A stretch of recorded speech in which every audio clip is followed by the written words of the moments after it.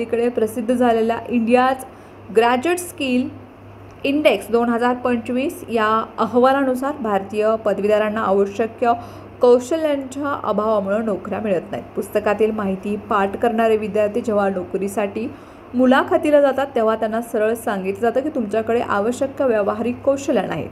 मग शिक्षणाचा उद्देश फक्त परीक्षेत चांगले गुण मिळवण्यापुरताच राहिला आहे का?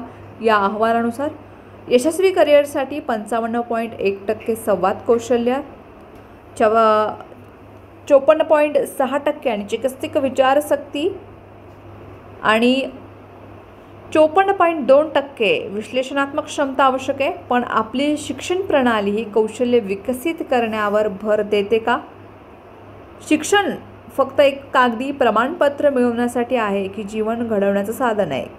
समस्या केवळ शिक्षण धोरणकर्त्यांसाठीच नाही तर समाजाच्या मानसिकतेसाठी आहे। आजही पालक मुलांना डॉक्टर, अभियंता किंवा सरकारी नोकऱ्यांच्या स्पर्धेत ढकलत आहेत।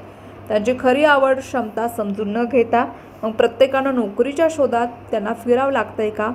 की त्यांना स्वतःमधील कौशल्य शोधण्याची संधी प्रत्येक मुलाला द्यायला हवी?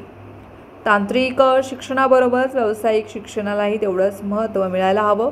सुतार, प्लंबर, इलेक्ट्रिशियन यांचं काम डॉक्टर किंवा अभियंते इतकंच महत्त्वाचं आहे, पण समाज त्यांना तो सन्मान देतो का? कदाचितही नाही। ही मानसिकता बदलली पाहिजे। जर शिक्षण केवळ नोकरी मिळवण्याचं साधन राहिलं तर बेरोजगारीची समस्या ही कधीच सुटणारी नाही।